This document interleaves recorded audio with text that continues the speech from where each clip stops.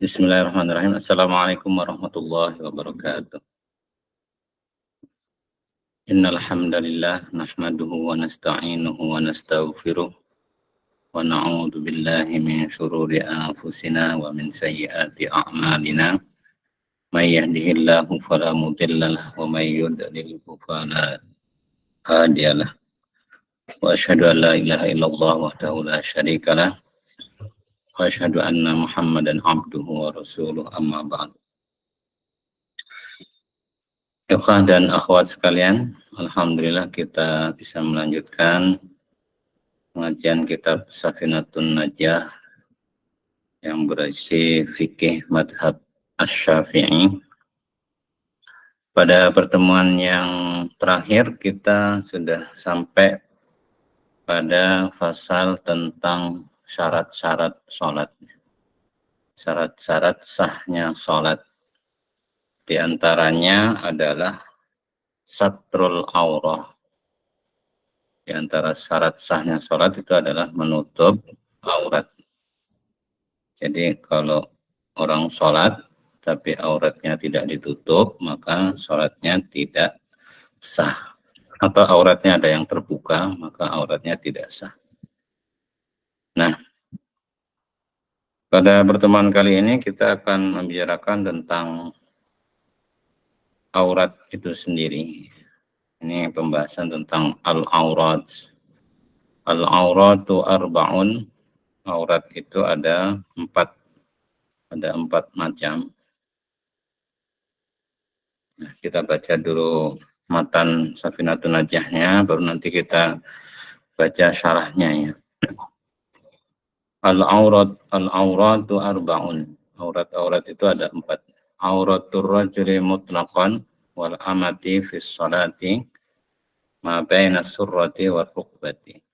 Yang pertama, auratnya laki-laki secara mutlak, wal amati fis salati, dan budak perempuan dalam salat, ma baina surrati wal rukbah, antara pusar dan lutut. Antara pusar dan lutut itu auratnya laki-laki secara mutlak, maksudnya tidak ada batasannya baik di dalam sholat maupun di luar sholat. Dan juga auratnya budak perempuan di dalam sholat. Artinya nanti kalau di luar sholat auratnya bukan ini ya, ini aurat yang pertama itu antara pusar dan lutut, itu auratnya laki-laki secara mutlak, dan auratnya budak perempuan dalam sholat. Kemudian wa auratul hurrati fis shalah jami'u badaniha ma siwa al-wajhi wal kaffain. Yang kedua, aurat perempuan merdeka, al-hurrah, perempuan merdeka, dia lawan dari al-amah. Kalau al-amah budak perempuan itu disebut dengan amah. Kalau laki-laki biasanya disebut dengan abdun. Kalau perempuan amatun. Kalau yang merdeka laki-laki disebut dengan hurrun. Kalau perempuan hurratun. Wa auratul hurrati fis salati, dan aurat perempuan merdeka dalam sholat jami'u badaniha ma siwa al-wajhi wal kaffain, seluruh tubuhnya kecuali wajah dan kedua telapak tangan, itu dalam sholatnya.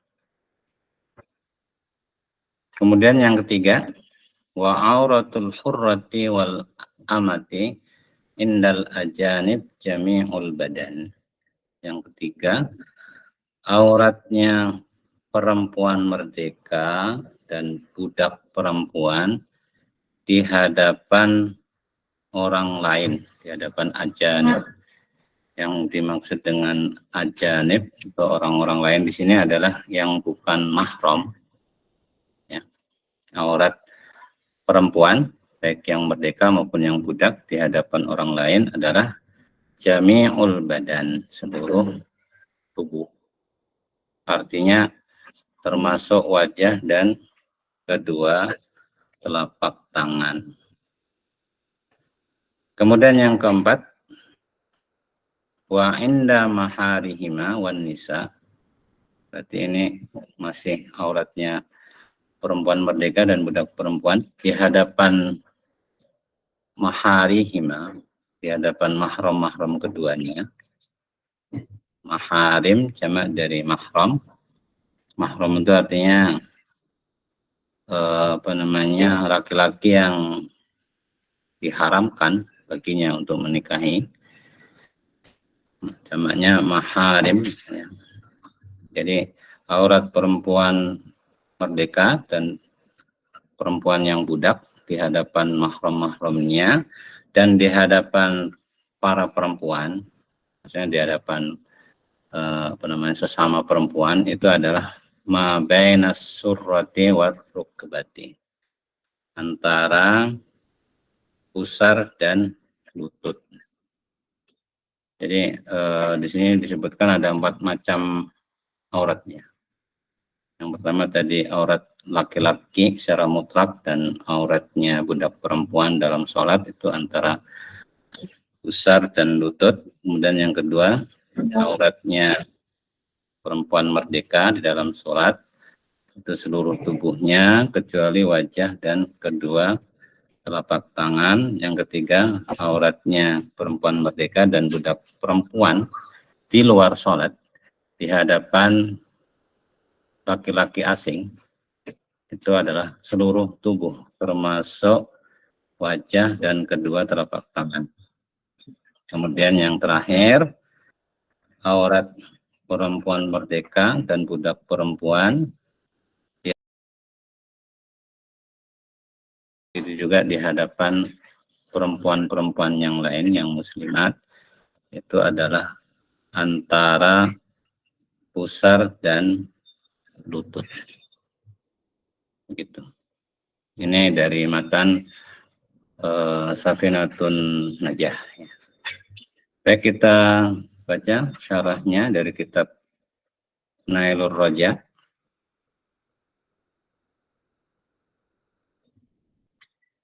Nailur Raja di syarhi Safinatin Najah itu disebutkan wal auratu arba'un. Aurat itu ada 4. Ini dijelaskan makna auratnya. Secara bahasa aurat itu artinya al-auratu wa hiya lughatan an-naqsu. Secara bahasa itu artinya adalah kekurangan.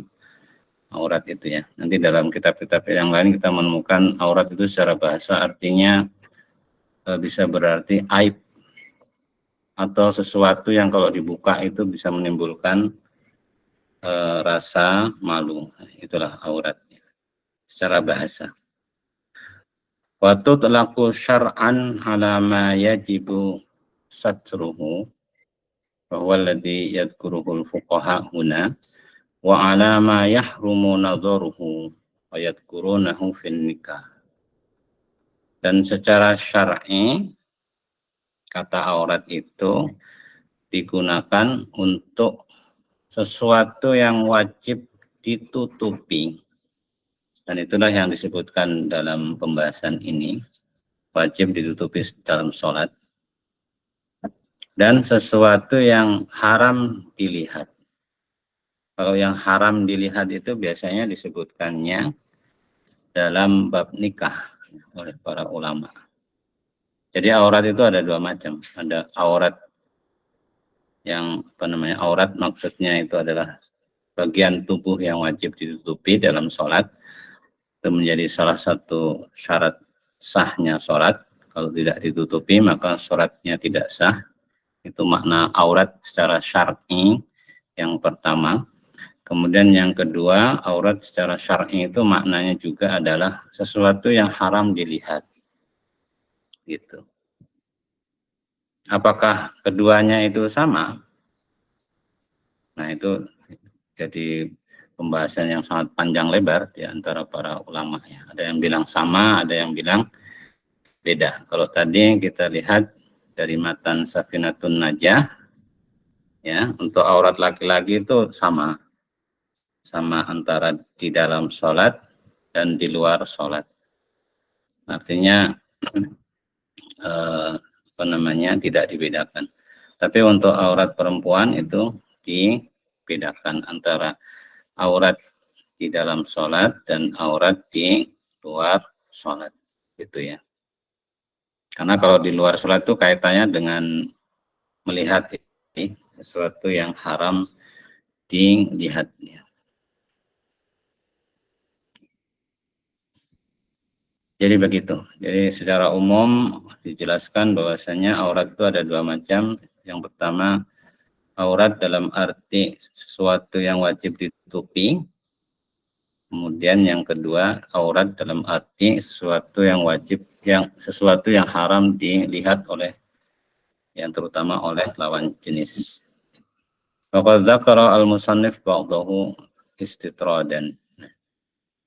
Jadi yang dalam pembahasan sholat itu sebetulnya yang pertama ya. Jadi bagi aurat dalam arti bagian dari tubuh yang wajib ditutupi. Tapi penulis kitab Safinatun Najah itu menyebutkan beberapa dari jenis yang kedua itu sebagai bentuk pelebaran pembahasan karena itu nyangkut.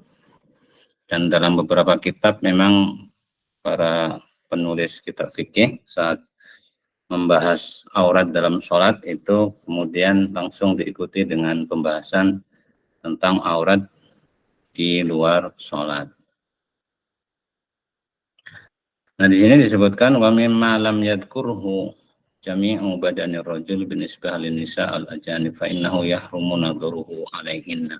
Di antara yang tidak disebutkan oleh penulis Safinatun Najah menurut penulis syarah, penulis Nailur Raja ini adalah seluruh tubuh laki-laki ya, bagi perempuan asing itu aurat juga, karena itu aurat, tapi aurat dalam pengertian sesuatu yang haram dilihat, karena seluruh tubuh laki-laki itu haram dilihat oleh perempuan asing menurut penulis kitab Nailur Raja ya, syarah dari kitab Safinatun Najah. Tapi tentu saja ini nanti ya pembahasannya panjang kalau dijabarkan karena banyak terjadi perbedaan pendapat di situ. Ya. Kita fokus pada matanya saja, tidak fokus pada perbedaan pendapat, kecuali nanti ada beberapa yang kita sebutkan secara umum saja ya. Nah, kemudian rinciannya tadi yang pertama, aurat itu dalam kitab Safinatun Najah disebutkan ada 4. Yang pertama, auratur rajuli mutlaqan wal amati fis sholati ma baina surrati wa rukbah. Auratnya laki-laki secara mutlak dan auratnya budak perempuan di dalam sholat itu adalah apa yang ada di antara pusar dan lutut. Artinya itu wajib ditutupi, tidak boleh dibuka. Kalau ada yang terbuka di saat sholat, maka ya sholatnya menjadi batal. Kita lihat dalilnya dalam kitab Al-Jawahir Al-Thaminah fi Adillati As-Safinah. Ini footnote nomor 102.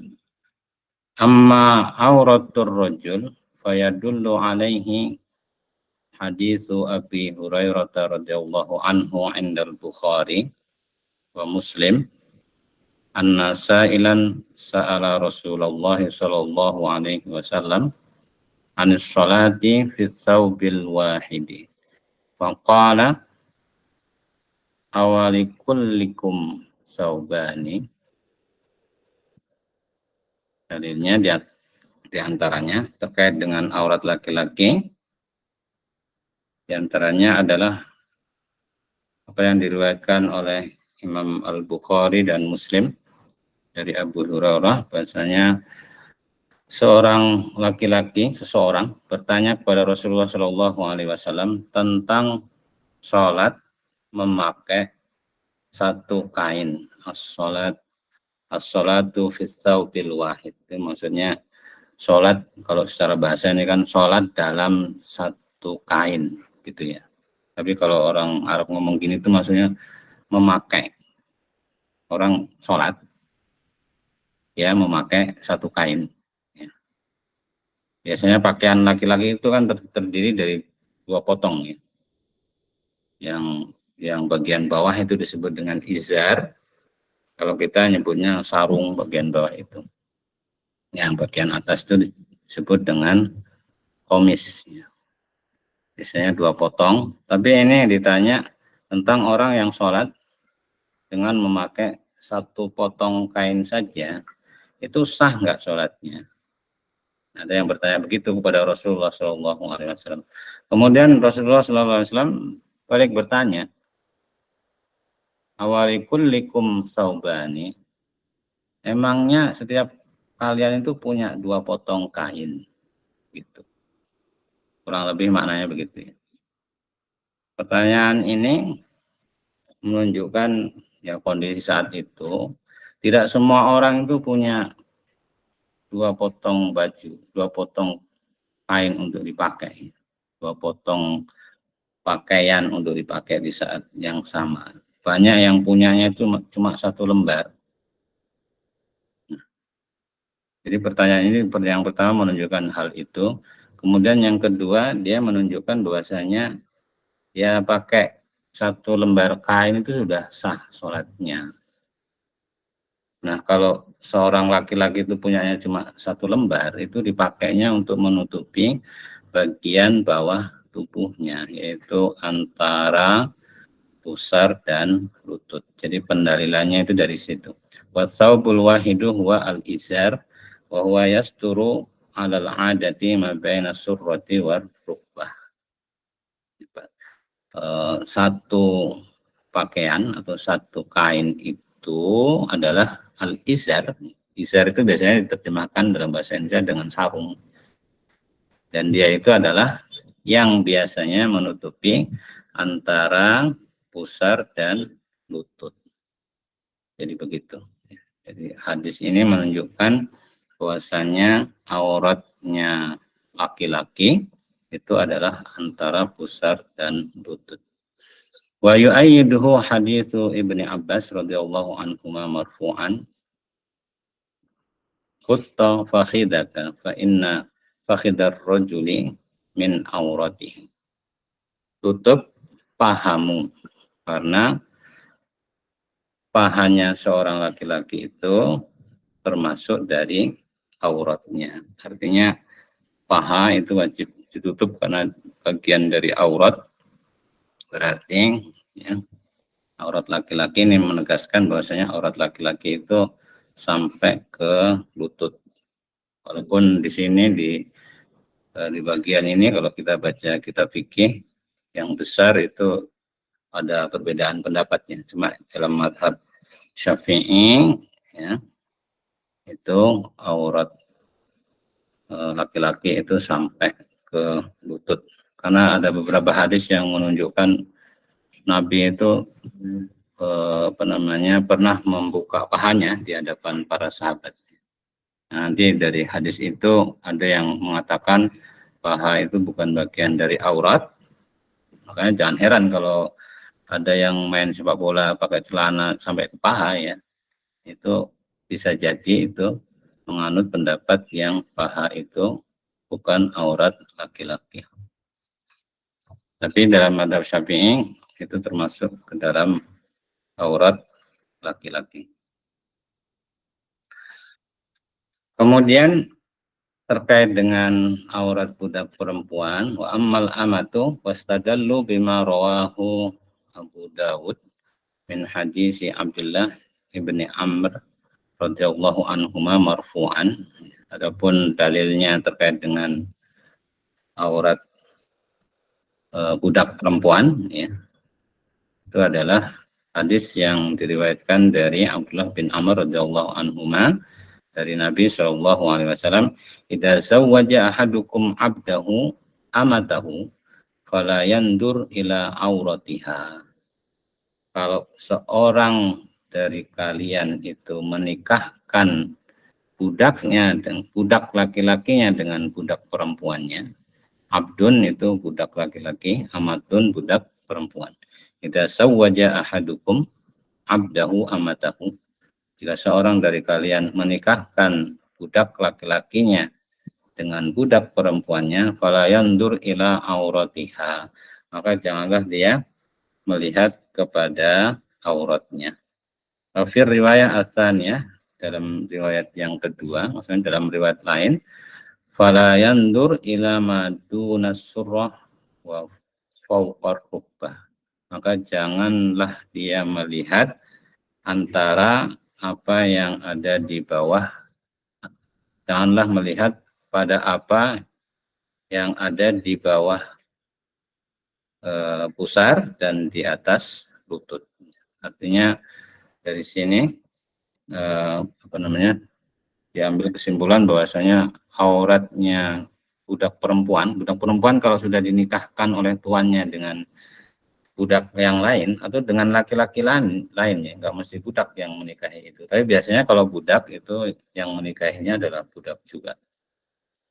Jadi kalau orang punya budak perempuan sudah dinikahkan dengan orang lain, maka si tuan itu nggak boleh menggauli dia. Itu dalam Islam kayak gitu. Ya. Jadi bukannya kalau punya budak itu bebas digauli, enggak, itu ada aturannya. Aturannya diantaranya itu ya harus ada niatnya untuk menggauli, dan kalau sudah digauli itu nggak boleh digauli oleh yang lain. Nanti anaknya itu jadi anak si tuannya, gitu. Nah, kalau budak perempuannya ini dinikahkan dengan orang lain, maka tuannya nggak boleh menggauli. Karena kalau tuannya ikut menggauli, nanti kalau hamil bapaknya nggak jelas. Sementara dalam Islam itu di antara tujuan syariat itu adalah, ya, di antara maqasid syariah yang paling besar itu adalah menjaga nasab biar nggak berantakan, biar nggak campur aduk. Jadi begitu. Hadis yang di atas tadi itu menunjukkan hal itu. Di satu sisi lain juga menunjukkan yang nggak boleh dilihat dari budak perempuan yang sudah dinikahkan dengan budak laki-laki itu adalah antara pusar dan lutut. Gitu. Wajuhu idza jasa li sayyidi an-nadar ila ma fawqa surrah wa duna rukbah lam yakun auratan, bidalalati riwayat asalnya fala yandur aurataha, gitu. Ini sisi pendalilannya itu, kalau ya tadi kan dibilangnya di lafadz hadisnya itu jangan melihat yang di bawah pusar dan di atas lutut. Artinya kalau di atas pusar dan di bawah lutut kan boleh dilihat. Nah, kalau si tuan itu boleh melihat yang di atas pusar dan di bawah lutut, itu artinya ya itu bukan aurat, gitu. Itu namanya dalilul khitab atau mafhum mukhalafah. Lafadznya menunjukkan melarang untuk melihat yang di bawah pusar dan di atas lutut. Nah, lafadznya mengatakan seperti itu, tapi ada makna lain yang diambil dari kebalikan dari lafadz itu, namanya mafhum mukhalafah. Mafhum mukhalafahnya berarti kalau di atas pusar dan di bawah lutut boleh dilihat. Kalau boleh dilihat berarti bukan aurat, begitu pendalilannya, ya. Wa qalu aidan, mereka juga mengatakan dalam rangka menjelaskan dalil auratnya budak perempuan itu, kanal ima yakshifna ru'usahunna fi ahdi Umar radhiyallahu anhu bila nakirin kama jaa fil athar as-sahihah. Walamma lam takun ru'usuhunna auratan karrijali lam takun auratuhunna illa auratar rijal, wallahu a'lam. Mereka juga mengatakan dulu para budak perempuan itu, ima itu jamak dari amah, amatun jamaknya imaun. dulu para budak perempuan itu membuka kepala mereka pada masa Umar radhiyallahu anhu. Maksudnya pada masa Umar menjadi khalifah. Bila nakirin, tanpa ada yang mengingkari hal itu. Bagaimana disebutkan dalam riwayat-riwayat yang sahih.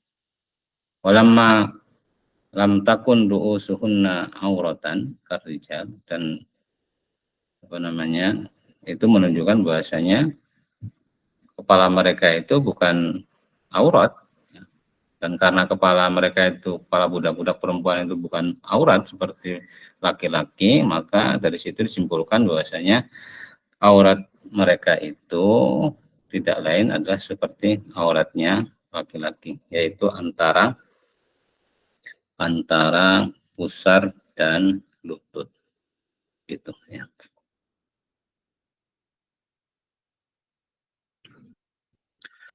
Kemudian yang kedua, wa auratul hurrati fis salati jami'ul badan ma siwa al wajhi wal kaffaini, dan aurat perempuan merdeka di dalam salat itu adalah seluruh tubuh kecuali wajah dan kedua telapak tangan. Yang dimaksud dua telapak tangan itu bukan cuma yang putih saja ya, tapi memang bahasanya dia telapak tangan, tapi maksudnya itu ya semuanya, yang hitam juga. Makanya di sini di penjelasannya, di syarah di Nailur Raja itu disebutkan ya, auratul hurrah al wajib 'alaiha satruha li sihhatis salat, aurat perempuan merdeka yang wajib ditutupi supaya sholatnya itu menjadi sah, bahya jami'u badaniha, yaitu seluruh tubuhnya, hatta batinil qadam, sampai apa namanya, bagian dalam telapak kaki itu wajib ditutup ya.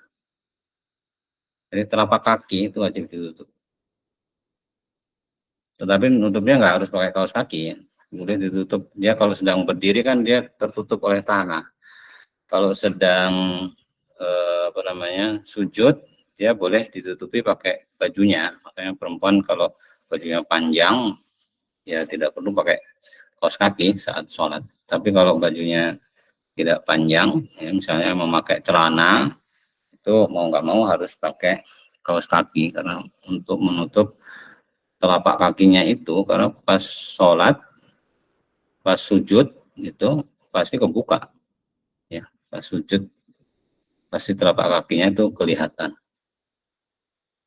Jadi walaupun pas berdiri ketutup karena dia ngadep ke tanah, ngadep ke lantai, tapi kalau pas sujud nanti kebuka ya tidak tidak sah sholatnya. Jadi seluruh tubuh termasuk itu. Ini disebutkan karena mungkin banyak yang mengabaikan telapak kaki itu. Seluruh tubuh sampai ke telapak kaki, sampai telapak kaki. Illal wajah wal kafaini, illal wajah wal kafaini, kecuali wajah dan kedua telapak tangan. Dhahrahuma wa batnahuma illal qu'aini. Dhahrahuma, baik yang punggungnya ya, punggungnya, wa batnahuma, dan dalamnya. Nah, ini penjelasan bahwasanya yang dimaksud dengan telapak tangan itu adalah punggungnya juga, karena kalau dibilang telapak itu kan orang mungkin menganggapnya itu yang sebelah sini ya, dan kita banyak melihat ya, para ummahat yang mengikuti madhab Syafi'i itu begitu, sebelah atasnya itu ditutup ya, padahal dalam kitab-kitab Syafi'iyah sendiri yang anak temukan itu termasuk punggungnya itu nggak harus ditutup, karena itu bukan aurat. Ini salah satunya. Ini Nailur Raja ini kan syarahnya apa namanya, kitab Safinatun Najah. Kedua-duanya itu dari madhab Syafi'i dan menjelaskan bahwasanya yang dimaksud dengan telapak tangan itu termasuk punggungnya, gitu, sampai ke pergelangan, gitu. Ila ku'aihima, sampai ke kedua pergelangan, itu bukan aurat. Kalau pergelangannya dia masuk ke aurat. Jadi begitu. Kita lihat dalilnya dari kitab Al-Jawahir.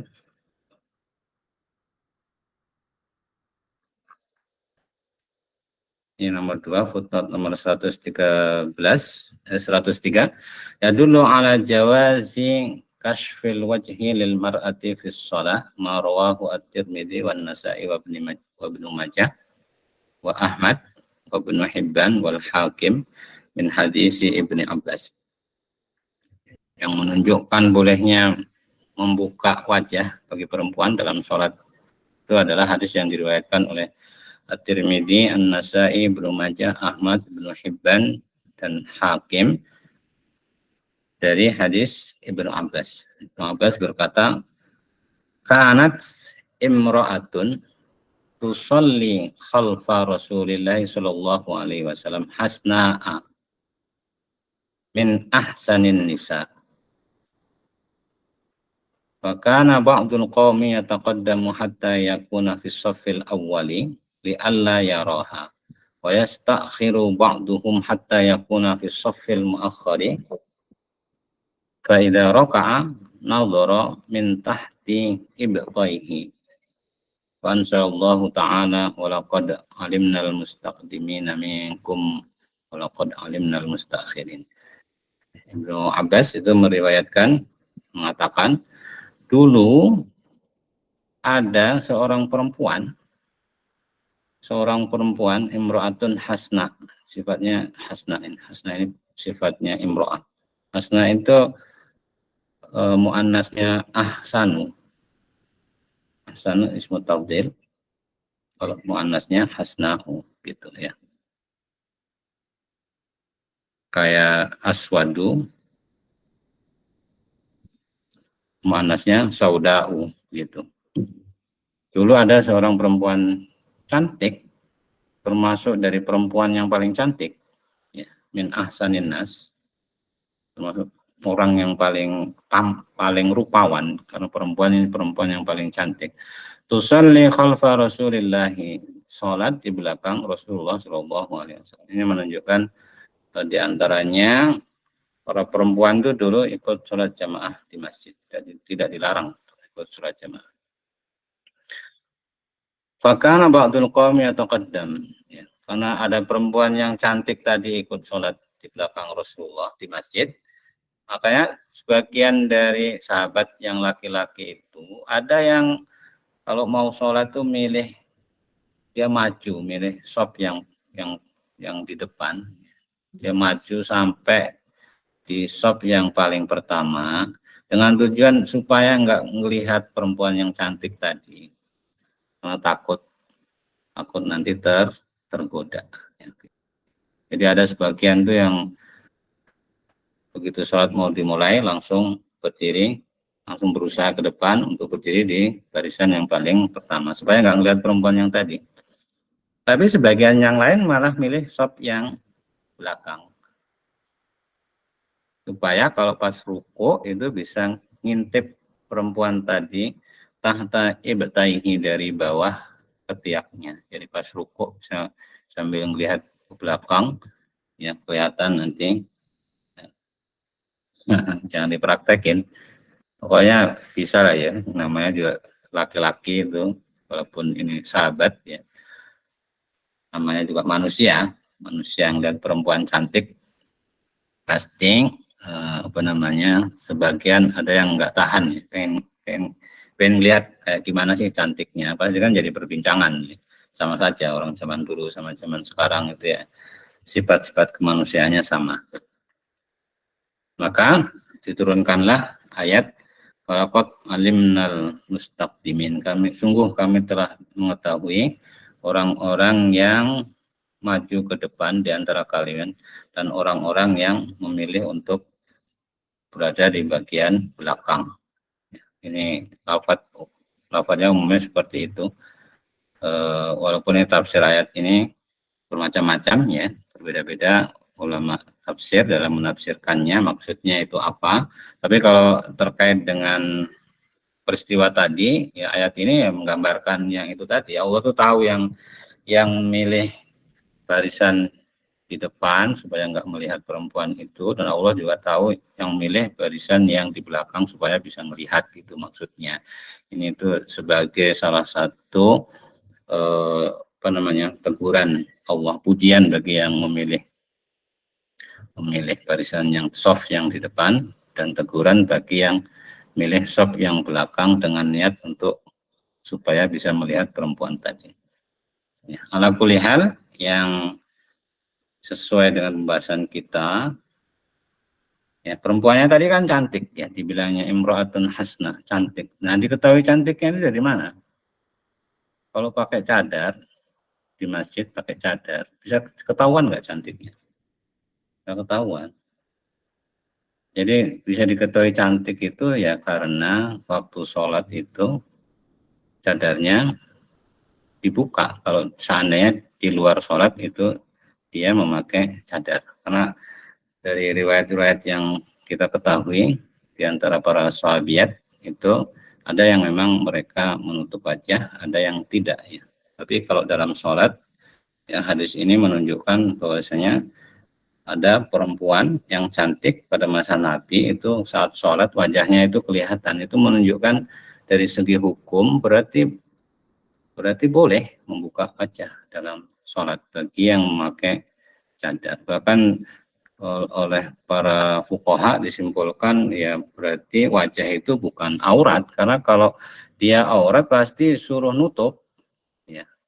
Pasti Nabi kan tahu ada yang nggak nutup wajah, pasti disuruh menutup wajah. Kalau seandainya dia itu aurat, karena kalau seandainya aurat tidak ditutup maka tidak sah sholatnya. Jadi sekurang-kurangnya ini hukum yang diambil di sini, wajah itu bukan aurat dalam sholat. Apakah bukan aurat juga di luar sholat? Nah itu pembahasan yang sangat panjang di antara para ulama. Bahkan dalam madhab Syafi'iyah sendiri terjadi perdebatan di antara mereka.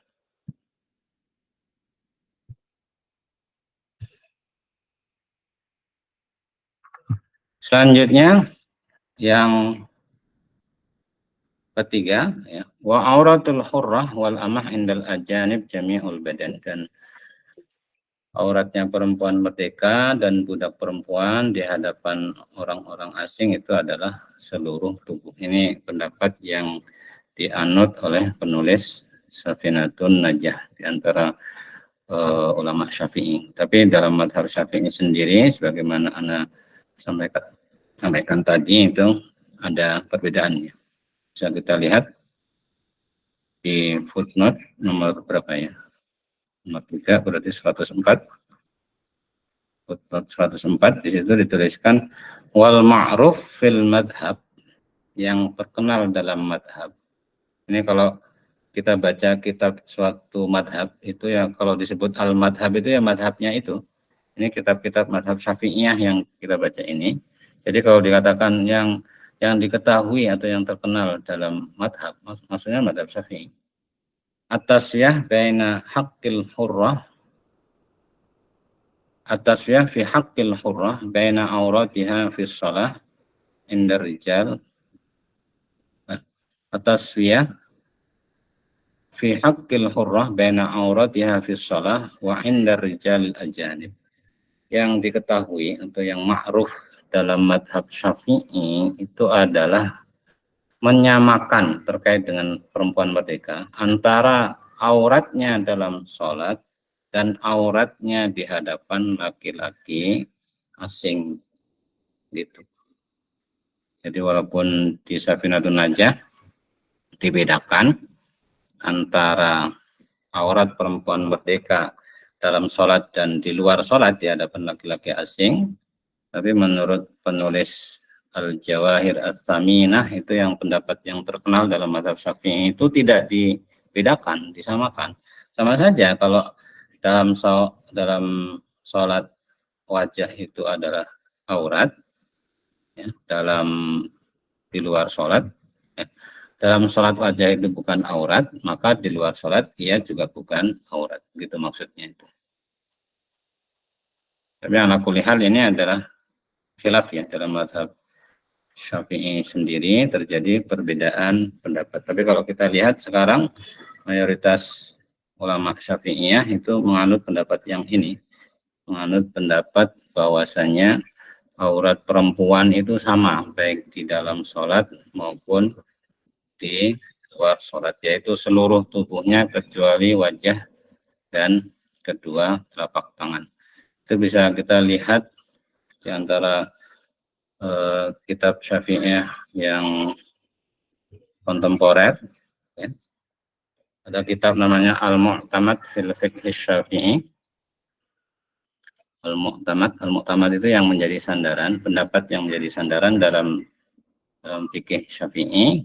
Di situ diantaranya disebutkan amma auratul mar'ati 'ala rijalil ajanib sawa'un al-muslimu wal kafiru wal afifu wal fasiqu wal aqilu wal majnunu wa huwa al-matlub fi satril aurah lis-shalah wa jami'u jismiha ma'ada al-wajah wal kaffaini. Adapun aurat perempuan di hadapan laki-laki asing, sama saja apakah laki-laki itu muslim atau kafir, orang yang menjaga kehormatan atau orang yang fasik, orang yang berakal maupun orang yang gila, sama saja auratnya itu di hadapan laki-laki asing adalah yang disuruh untuk ditutup di dalam sholat, yaitu seluruh tubuhnya selain wajah dan kedua telapak tangan. Artinya menurut penulis kitab Al-Mu'tamad fil Fiqh Syafi'i, ini kitab Syafi'iyah yang kontemporer, itu di situ disebutkan tidak ada bedanya aurat perempuan di dalam sholat maupun di luar sholat. Illa inda khawfil fitnah, kecuali saat ditakutkan akan adanya fitnah. Kalau ditakutkan akan adanya fitnah, maka perempuan itu disuruh menutup wajahnya. Misalnya cantiknya kebangetan gitu, maka banyak ulama yang mewajibkan dia untuk menutup wajahnya. Begitu. Ini sebagai gambaran saja, karena di Safinatun Najah disebutkan bahwasanya aurat perempuan itu di luar sholat adalah seluruh tubuhnya, termasuk wajah dan kedua telapak tangan. Kemudian yang terakhir, aurat perempuan inda maharihima, jadi aurat inda maharihima, inda maharimiha,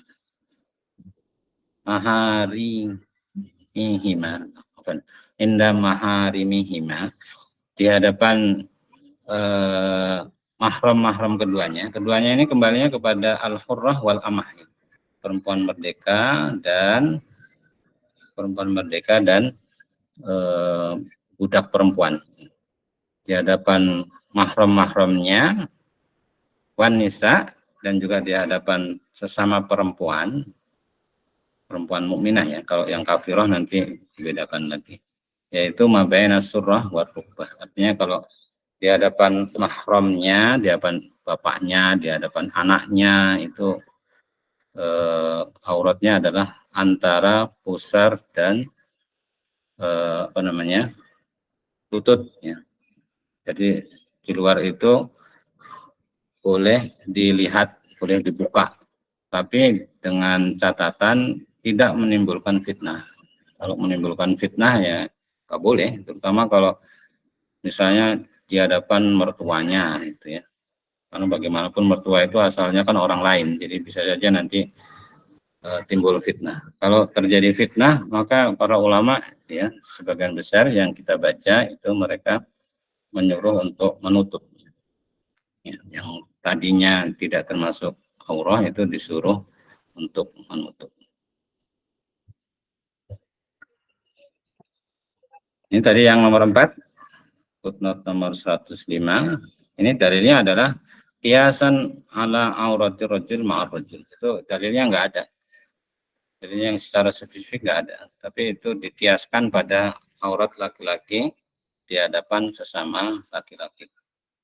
itu aurat yang paling minim. Ini kan perempuan di hadapan mahramnya, ya, atau di hadapan sesama perempuan walaupun bukan saudara. Di hadapan sesama perempuan muslim, walaupun bukan adiknya, bukan ibunya, maka auratnya itu adalah antara pusar dan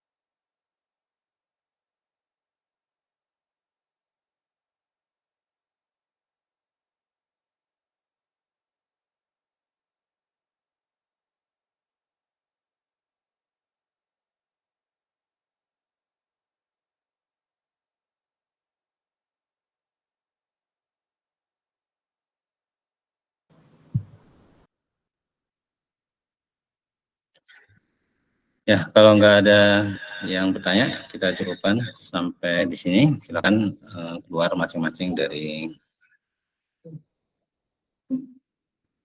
Google Meet-nya ya.